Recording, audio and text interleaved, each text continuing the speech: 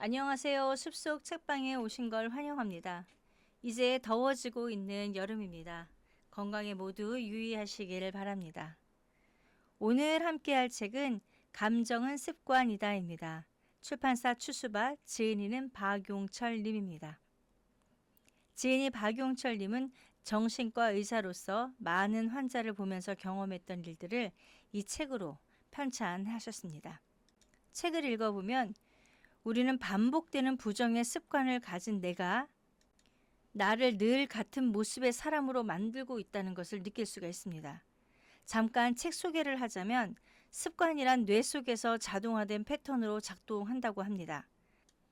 특히 감정적 습관은 뇌의 특정 회로가 반복적으로 활성화됨으로써 만들어지는데, 예를 들어서 스트레스나 불안의 증상에서 화를 내는 것은 반복되었다면 뇌는 자동으로 이 반응으로 학습한다고 합니다.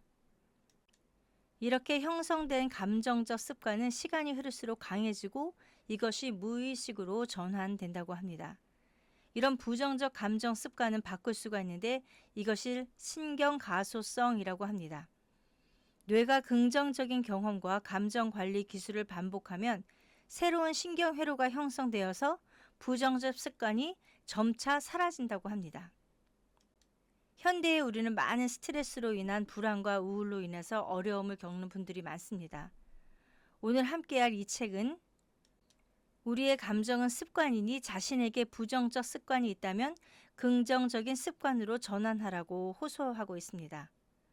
오늘 낭독할 부분은 대인관계의 부분을 살펴보고 부정적인 나를 긍정적인 나로 전환시키는 방법을 나누어 보겠습니다.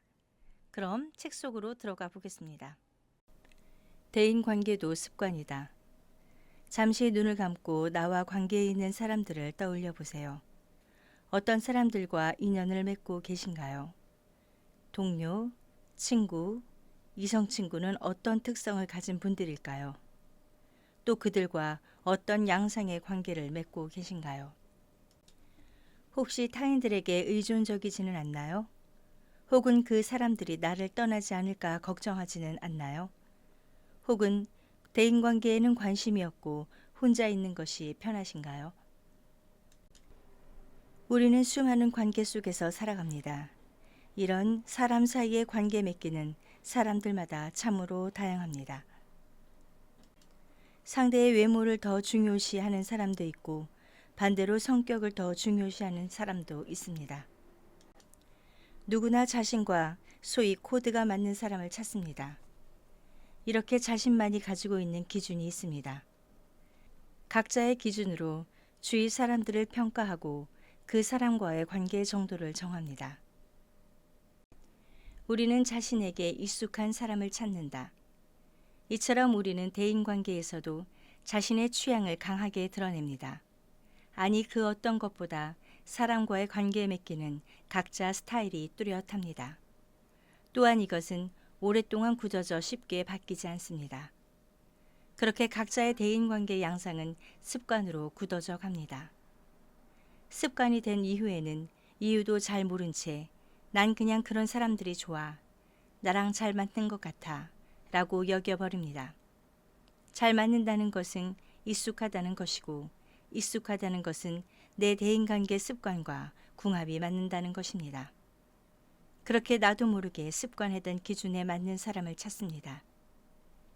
이런 습관들은 나에게 이로운 사람, 나와 잘 어울리는 사람들을 찾는데 어느 정도 도움이 되며 큰 문제를 야기하지 않는다면 그런 습관을 없애라고 이야기할 것도 아닙니다. 하지만 앞에서 누누이 살펴본 습관이 가진 함정을 다시 떠올려 봅시다. 뇌는 나에게 이익이 되지 않는데도 그저 반복되었다는 이유로 그 습관을 유지하기 위해 필사적으로 노력하고 있다는 것 말입니다. 대인관계 습관 역시 그 규칙을 따릅니다. 그래서 여러 문제가 발생합니다. 바로 내가 원하지도 않고 반복하기 싫은 대인관계 습관들이 다시 반복되고 이제는 더 이상 상종하기 싫은 스타일의 사람들이 자꾸만 나에게 꼬이는 이유도 습관의 함정에서 찾을 수 있습니다. 늘 타인에게 상처받는 관계 습관. 왜 주위 사람들이 제 마음을 이렇게 몰라주는지 정말 서운해요. 유미성 씨가 울면서 이야기했습니다. 그녀는 만성 우울증으로 저를 찾아온 분입니다. 실제로 그녀가 받은 스트레스의 대부분은 사람과의 관계에서 발생했습니다. 특히 자신을 믿고 의지했던 사람에게서 받은 배신감과 서운함이 우울증의 핵심 요소였습니다. 미성 씨는 주위 사람들이 자신의 마음을 너무 몰라준다며 서운해했습니다. 사람을 만나서 친해지기 시작하면 그 사람에게 많은 것을 기대합니다. 그러다가 상대가 그 기준을 채워주지 못하면 서운해하고 상처를 받습니다. 그녀의 이런 패턴은 몇 년 동안 반복되고 있었습니다. 미성 씨의 이런 패턴은 이미 습관이 되어버렸습니다. 비록 상대가 최선을 다해 자신에게 맞추어 주더라도 만족하지 못한 채 상대에게 더 높은 기준을 요구하고 기대할 것입니다. 상대가 맞춰줄 수 없게 될 때까지 말이죠. 타인에게 기대하고 상처받아야 한다는 익숙한 습관을 유지하기 위해서 말입니다. 역시 뇌가 교묘하게 습관을 유지합니다. 물론 자신은 그것을 모른 채 또 상처를 받겠지만요. 그렇게 그녀의 우울감 또한 습관이 되어 반복됩니다. 매번 나쁜 남자를 만나는 관계의 습관. 이지은 씨는 아름다운 외모를 지닌 대학생입니다. 병원에 방문한 첫날, 그녀는 면담 내내 눈물을 흘렸습니다. 그러고는 어떻게 남자친구가 자신에게 그럴 수 있는지 모르겠다고 했습니다. 극심한 배신감으로 손과 얼굴을 떨었습니다. 남자친구가 그녀와 사귀는 도중에 다른 여자를 만났다는 것입니다. 소위 양다리를 거치고 있다가 그녀에게 들킨 것입니다. 그녀가 지금의 남자친구를 만난 것은 석 달 전이었습니다. 그녀는 친구의 소개로 남자친구를 만났는데 첫눈에 빠졌다고 했습니다. 당시 그녀가 처한 상황은 매우 좋지 않았습니다. 이전 남자친구와 헤어지고 얼마 안 된 상황이었기 때문입니다. 더군다나 이전 남자친구가 그녀의 돈을 빌린 채 갚지도 않고 잠적하면서 일어난 일이어서 큰 상처를 받았던 것입니다. 지은 씨는 그런 마음의 상처를 잊기 위해 지금의 남자친구와 더 열심히 연애를 했다고 했습니다. 그런데 마음의 상처가 어느 정도 나아지는 듯 싶을 때 현재 남자친구의 일을 알게 된 것입니다. 더 이전의 연애들도 비슷했습니다. 물론 최근의 남자들만큼은 아니었지만 그녀의 연애는 항상 상처를 받으며 끝나는 패턴이었습니다. 저는 왜 이리 나쁜 남자들만 꼬이는 걸까요? 제가 그런 나쁜 남자들을 좋아하는 스타일인가요? 제가 어리숙해서요. 저는 그녀에게 그런 반복되는 패턴은 지은 씨 자신의 습관일 수 있다고 이야기해 주었습니다.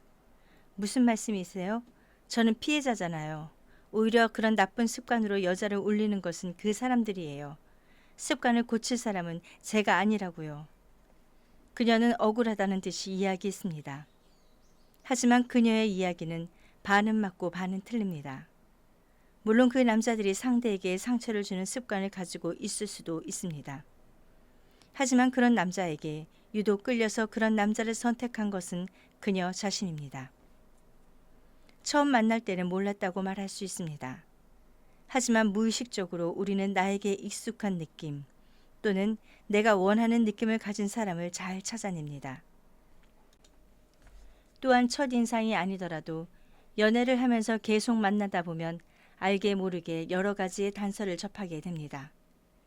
그런 정보는 의식적으로는 아무런 자극을 주지 않더라도 무의식에서는 그 데이터를 중요하게 처리합니다. 그 남자가 그녀의 무의식 안에서 나쁜 남자라는 익숙한 냄새를 풍겼기에 그녀의 뇌는 그 관계를 지속한 것입니다. 그는 매우 유머러스하고 그녀를 재미있게 해주었습니다. 이벤트도 자주 해주고 사랑한다는 표현도 많이 해주었다고 합니다. 하지만 순간적으로 욱할 때가 자주 있었고 친구들 앞에서 지은 씨를 무시하는 경우도 간혹 있었습니다. 무엇보다 그녀를 존중해 준다는 느낌이 크지 않았다고 합니다. 하지만 당시 그것들은 별로 큰 문제 같지가 않아 곧 바뀌겠지 하며 기다렸다고 합니다. 그녀가 그에게 끌린 것은 그의 유머러스한 면 때문이 아닐지도 모릅니다. 이런 나쁜 남자일지 모른다는 정보들에 끌렸을 수도 있습니다. 뇌가 그동안의 습관대로 자신에게 상처 줄 만한 사람을 찾는다는 것이지요. 매번 버림받는 관계 습관. 반복되는 대인관계 습관으로 고생하는 환자 한 분을 더 소개하겠습니다. 30대 중반의 강연희 씨는 누구와 깊은 관계가 될 때마다 이 사람이 날 떠나지 않을까 혹은 내가 버려지지 않을까 하는 걱정이 앞선다고 말했습니다. 그렇게 걱정하는 데에는 이유가 있었습니다. 실제로 많은 사람들이 그녀 곁을 떠나갔기 때문입니다. 그녀가 10살 때 부모님이 이혼했습니다. 그녀의 어머니가 딴 남자와 바람이 나서 집을 버리고 도망쳤기 때문입니다. 어린 그녀는 엄마가 자신을 버리고 갔다는 사실을 받아들이기 힘들었습니다. 그때의 일이 그녀의 마음속에 너무나 깊은 상처로 남았습니다. 그녀는 그 후에도 또래 친구, 남자친구들이 자신을 버리고 가는 상처를 여러 번 겪었습니다. 간절히 원하는 인간관계에서 버림받는 패턴에 익숙해졌습니다. 실제로 최근 남자와의 관계는 모두 연희 씨가 버림을 받은 모양새로 끝이 났습니다. 아마도 앞서 지은 씨의 경우처럼 익숙한 대인관계 습관을 유지하기 위해 자신을 버릴 만한 남자를 선택했을지도 모릅니다. 설령 그렇지 않은 남자를 선택했다 하더라도 결국 그 남자가 자신을 떠나가도록 유도했을 수 있습니다. 자신을 떠나가지 않을까 걱정하는 것이 습관화된 그녀는 사람을 사귀면 자기도 모르게 집착하게 됩니다. 수시로 전화해서 확인하고 작은 일에도 상대를 의심합니다. 사랑을 확인하고 상대를 자신 옆에 놓아두려는 그녀의 이런 필사적인 행동은 아이러니하게도 상대를 지치게 하고 결국 상대를 떠나가게 만듭니다. 정작 본인은 그 이유를 몰랐겠지요. 그렇게 다시 버림받은 그녀의 다음 만남에서는 버려지지 않기 위해 더욱 집착하게 됩니다. 이렇게 계속 상대를 의심하는 악순환의 고리에 빠져 습관은 더욱 단단해집니다. 이렇듯 우리에게는 수많은 대인관계 패턴이 습관화되고 반복되고 있을 것입니다. 아마 자신도 모르는 경우가 많고 그렇다고 해도 별 문제 안 되는 경우가 대부분입니다. 상처 주는 상대를 찾고 또 그 상대를 움직여 나에게 상처를 주도록 했던 지은 씨와 연희 씨의 경우처럼 말이지요. 인지행동치료 연구자인 프리디 이 영은 이렇게 반복되는 파괴되는 패턴을 인생의 덫이라고 표현했습니다. 그는 어렸을 때부터 반복된 경험에서 그 원인을 찾습니다. 그가 이야기한 덫과 제가 말하는 습관은 비슷한 맥락에서 이해할 수가 있습니다. 나에게 고통을 주고 도움이 안 돼도 우리는 무의식적으로 익숙한 스타일의 사람을 찾는다는 것 말입니다. 긍정을 부르는 말, 행복을 만드는 표정. 사람에게 말이라는 것은 참으로 중요합니다. 밖으로 꺼내지는 않지만 생각도 사실은 말로 하게 되지요. 또한 내 마음을 표현하고 이해하는 것도 결국 말이라는 도구를 사용해야 합니다. 그러므로 감정 습관도 가만히 들여다보면 결국 말의 습관과 연결되어 있음을 알게 됩니다. 감정 습관을 변화시키려면 먼저 내가 나에게 하는 말을 살펴봐야 합니다. 나도 모르게 자신에게 하는 말들이 있습니다. 안 될 거야. 분명 안 좋게 끝날 거야. 역시 난 바보야. 해봐야 망신만 당할 거야. 등의 부정적인 말들을 속으로 수도 없이 합니다. 이런 말들은 습관이 됩니다. 그뿐 아니라 이 말들의 힘은 강력해서 생각과 감정을 좌지우지합니다. 그러므로 가능하면 부정적인 말 대신 긍정적인 말을 나에게 들려주어야 합니다. 부정문과 극단적인 표현을 삼가라. 그런데 긍정적인 말을 할 때도 주의할 점이 있습니다. 보통 부정적인 감정이 습관이 된 분들은 말도 부정문 형식을 쓰는 것에 익숙해져 있습니다. 가령 일이 잘 풀릴 거야 라는 표현을 할 때 안 좋은 일은 생기지 않을 거야 처럼 두 번의 부정을 통해 긍정을 표현하려고 합니다. 내일 날씨가 좋을 거야도 내일 날씨는 나쁘지 않을 거야 라고 표현하는 식이지요. 이것은 좋지 않습니다. 우리의 뇌는 사실 단순해서 복잡한 것을 싫어합니다. 집중해서 생각하면 그 의미를 정확히 이해하지만 잘못하면 의미를 잘못 이해합니다. 정신과 치료 중에 최면요법이라는 것이 있습니다. 환자가 최면 상태에 들어가면 치료자가 여러 가지 말을 하며 암시를 주고 믿게 하는 것입니다. 가령 금연을 위해 최면 치료를 하는 경우 치료자는 당신은 담배를 끊을 겁니다. 라는 내용의 암시를 줍니다. 암시의 말은 부정문을 사용하지 않습니다. 당신은 담배를 피우지 않을 것입니다. 라고 표현하지 않는 것이지요. 잘못하는 뇌가 앞의 내용에만 집중해 당신은 담배를 피울 것이다. 라고 해석해 버릴 수 있기 때문입니다. 나쁜 일이 일어나지 않을 거야. 라는 말보다 좋은 일이 생길 거야. 라고 단순하게 말해야 합니다. 나쁜 일이 생길까봐 걱정하고 두려워하는 분들은 보통 나쁜 일이 생기지 않을 거야 라고 되뇌입니다. 그렇지만 뇌가 나쁜 일이라는 단어에 즉각적으로 자극을 받아 더 불안해질 수 있습니다. 불안과 우울이라는 감정이 습관이 된 분들은 그것을 이겨내기 위해 필사적으로 주문을 외우듯 자신에게 이야기합니다. 나쁜 일은 생기지 않을 거야. 아들은 교통사고를 당하지 않을 거야. 도둑이 들어오지 않을 거야. 그는 나를 싫어하지 않을 거야.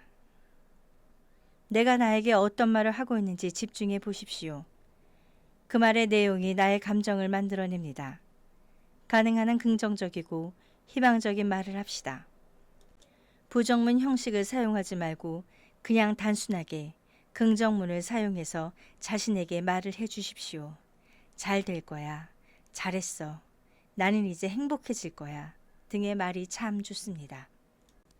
또한 자신에게 말할 때 극단적인 표현을 사용하지 마십시오. 그건 절대 안 될 거야. 그건 반드시 해내야만 해. 이젠 끝장이야. 너무 어려워. 등의 극단적인 표현을 줄이십시오.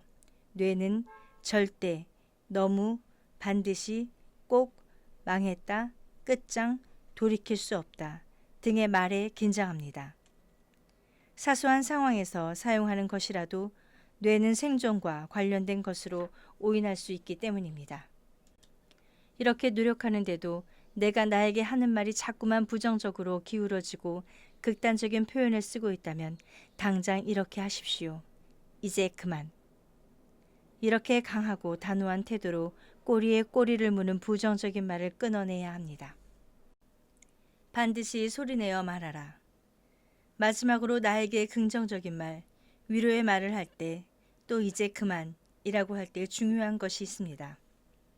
속으로만 생각하지 말고 입 밖으로 소리내어 말하라는 것입니다. 가령 잘했어, 이제 행복해질 거야, 잘 될 거야 등의 이야기를 자신에게 할 때 속으로 하지 말고 큰 소리로 표현하는 것입니다. 하지만 이런 설명을 들으면 대부분의 사람은 어색해하며 일부러 소리낼 필요까지 있느냐고 반문합니다. 그렇다면 정말 생각만 하는 것과 소리내어 나에게 들려주는 것이 차이가 있을까요? 전공의 시절 인상 깊었던 환자분이 있습니다. 그분은 뇌경색으로 인해 하루아침에 못하게 된 것이 있었습니다. 그것은 바로 글을 읽는 능력이었지요. 사람도 잘 알아보고 그림도 잘 알아보았지만 글씨를 읽지 못했습니다. 물론 대화에도 문제는 없었습니다. 가장 황당한 것은 그분이 글을 잘 쓴다는 것이었습니다. 자기 이름을 써보라고 하면 또박또박 잘 썼지만 그렇게 자신이 써놓은 글도 읽지를 못했습니다. 여기서 글씨를 쓰는 것과 읽는 것은 뇌의 입장에서 보면 참 다른 일이라는 사실을 알 수 있습니다. 읽는 것과 쓰는 것은 완전히 다른 프로세스로 진행됩니다. 내가 방금 쓴 글이라도 그것을 읽는다는 것은 뇌가 새로운 일을 하는 것입니다. 말하고 듣는 것도 마찬가지입니다. 말을 술술 잘하지만 자신의 한 말을 녹음해서 들려주면 그것을 이해하지 못하는 환자들이 있습니다. 즉 말로 하는 것과 듣는 것은 서로 다른 영역인 셈이지요. 내가 한 말이지만 뇌는 남이 한 말을 듣는 것처럼 인식합니다. 말하는 것과 듣는 것이 따로 움직이기 때문입니다. 그러므로 내가 나에게 안심의 말을 할 때는 그저 속으로만 생각하지 말고 큰 소리로 말해 나 자신이 듣도록 하세요. 그러면 뇌는 마치 남이 나를 위로해주고 안심시켜 준 것처럼 받아들일 것입니다. 앞에서 소개한 대로 말의 습관을 바꾸십시오. 나 자신을 보다 쉽게 안심시키고 위로해 줄 수 있을 것입니다. 밝은 표정에서 행복의 습관이 시작된다. 행복해서 웃는 것이 아니라 웃어서 행복하다 라는 말이 있습니다. 또 이런 말도 있지요. 웃어라. 그러면 세상도 너를 향해 웃을 것이다. 이런 말들이 사실이라는 것이 실험으로 입증되었습니다. 독일의 심리학자 프리츠 슈트라크는 실험 대상자들을 두 그룹으로 나누어 두 그룹 모두에게 연필을 입으로 물고 있게 했습니다. 그리고 입으로 문 연필 끝을 앞으로 향하게 한 뒤 한 그룹은 입술을 오므리고 있게 하고 다른 한 그룹은 입술이 서로 닿지 않게 하라고 지시했습니다. 입술이 서로 닿지 않게 하려면 입을 벌려야 하는데 연필을 물고 있으므로 의도하지 않아도 얼굴에 웃음이 띄게 됩니다. 그 상태에서 두 그룹 모두에게 만화를 보게 했습니다.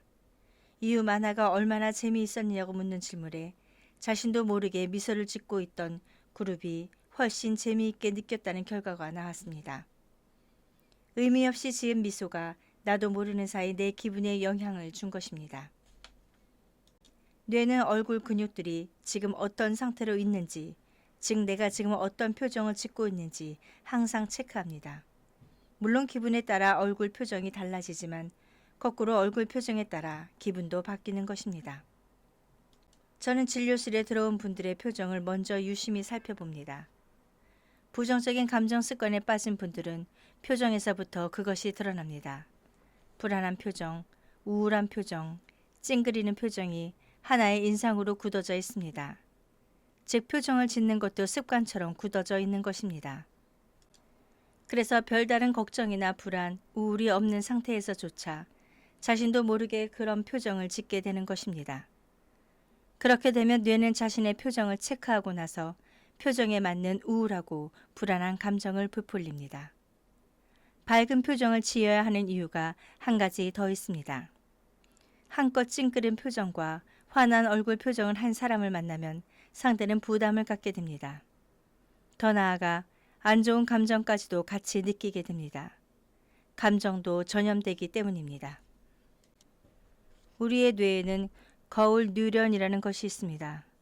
거울 뉴런은 상대를 볼 때 마치 내가 그 상대가 된 것처럼 느끼게 합니다. 영화나 드라마를 볼 때 주인공과 하나가 되어 울고 웃는 것도 이 뉴런 때문입니다. 이 뉴런의 작용은 생각보다 강력해서 상대의 표정을 보기만 해도 우리의 뇌는 내가 그 표정을 짓는 것처럼 착각하고 합니다. 그래서 그 표정을 짓고 있는 상대의 기분과 비슷한 감정을 느끼는 것입니다. 이런 까닭에 우리는 무의식적으로 표정이 밝은 사람을 옆에 두고 싶어 합니다. 그 사람 옆에 있는 것만으로도 기분이 좋아지기 때문이지요. 모두가 표정이 밝은 사람을 원하니 표정이 밝으면 대인관계가 좋아질 수밖에 없겠지요. 그런 관계 속에서 더 많은 행복감을 느끼고 더욱 밝은 표정을 짓겠지요. 행복의 습관이 시작되는 것입니다. 아침마다 거울을 보고 자신의 표정을 검토하세요. 찡그리고 긴장된 표정이라면 일부러라도 밝은 표정을 연습하세요. 억지로라도 미소를 지으십시오. 편안한 표정도 반복해 보세요. 그리고 그 표정을 습관화할 수 있도록 일상생활 중에서도 노력하세요. 표정의 습관이 행복한 감정 습관을 만드는 데 큰 도움을 줄 것입니다. 네, 여기까지입니다. 오늘 우리는 부정적인 언어가 아닌 단순한 긍정적인 언어로 우리 스스로에게 이야기해주고 또 오늘 만난 이들에게도 긍정적인 언어로 전해주는 하루가 되시길 바랍니다. 감사합니다.